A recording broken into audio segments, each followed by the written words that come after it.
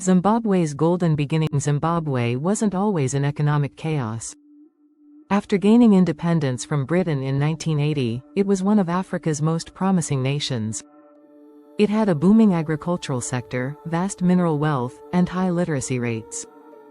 Economists and global observers referred to it as the breadbasket of Africa, thanks to its large-scale, export-driven farms. With fertile land and abundant resources like gold, platinum, and tobacco, Zimbabwe had everything it needed to thrive. Its local currency, the Zimbabwean dollar, was stable, trusted, and valuable. People lived, worked, and built futures with it. But by the late 1990s, things took a sharp turn. The land reform that shook the nation in a move aimed at correcting colonial-era inequalities, President Robert Mugabe launched a land reform program. Thousands of white-owned commercial farms were seized, often violently, and redistributed. The idea was to return land to indigenous Zimbabweans. But while the intent may have been rooted in justice, the execution was chaotic. Farms fell into the hands of people without the resources or training to manage them. Agricultural output collapsed almost overnight. Food shortages became widespread. Foreign investors fled. Sanctions followed. The economy, built on farming and exports, began to crumble. And in response, the government turned to printing money. Hyperinflation. The death of a currency. Between 2006 and 2008, Zimbabwe experienced hyperinflation on a scale never seen before. At one point, inflation was doubling every day.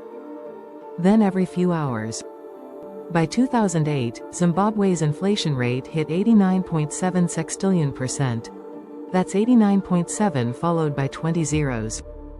A loaf of bread could cost 10 billion Zimbabwean dollars in the morning, and 20 billion by evening. People had to be paid twice a day just to survive. To keep up, the Reserve Bank began issuing comically large notes. 1. $10 million. 2. $100 billion. 3. And eventually, $100 trillion, but none of it mattered. Because money had lost its meaning. People stopped trusting the Zimbabwean dollar. Supermarkets closed. Gas stations wouldn't accept it. Some people bartered with chickens or maize. Others turned to the black market. Trust, the very foundation of any currency, had collapsed. The turning point. Abandoning the Zimbabwean dollar in 2009, the Zimbabwean government gave up. They abandoned their currency and announced that foreign currencies, primarily the US dollar, would now be legal tender. Others, like the South African rand and British pound, were also accepted, but it was the USD that quickly took over. And just like that, Zimbabwe became a dollarized economy. Shops reopened. Inflation stopped.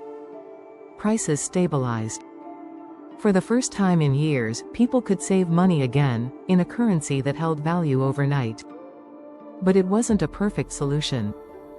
And soon, another problem emerged. Midway cliffhanger. A dangerous comeback. Why did Zimbabwe choose the US dollar? There's a reason the US dollar was the clear choice. 1. It's trusted globally. 2. It was already circulating through black markets. 3. It allowed people to stabilize their savings and businesses. Unlike the Zimbabwean dollar, the USD wasn't being printed out of thin air. It was stable, strong, and, most importantly, believable. But using the US dollar came with a cost. Zimbabwe no longer controlled its own monetary policy. It couldn't print money when it needed to. Cash shortages emerged. Banks struggled to meet demand. And in rural areas, where physical cash was scarce, people often resorted to bartering again. In an attempt to ease this, the government introduced bond notes, a local currency backed by foreign reserves. But people saw through it. The public didn't trust these new notes. They treated them like fake dollars, and valued them less than real ones. Cliffhanger reveal. The return of the Zimbabwean dollar in 2019, the government made its move. It reintroduced the Zimbabwean dollar, now called the ZWL, and banned the use of foreign currencies. It was a gamble. And it failed. Inflation came roaring back. People refused to use the ZWL. Prices became unstable again. Businesses went back to quoting in USD, quietly at first, then openly. The black market returned. By 2020, the government had no choice. They re-legalized the US dollar, and Zimbabwe returned to a dual currency system. Today, the US dollar is still king in Zimbabwe. Most people prefer it. Most shops price in it. And the Zimbabwean dollar? It exists, but few trust it. The real lesson: what happens when trust in money dies? Zimbabwe's story isn't just about bad policy or poor leadership. It's about trust.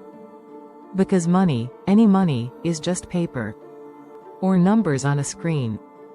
It only works because we believe in it. And when that belief is broken, no amount of printing can bring it back. Closing thoughts plus call to action.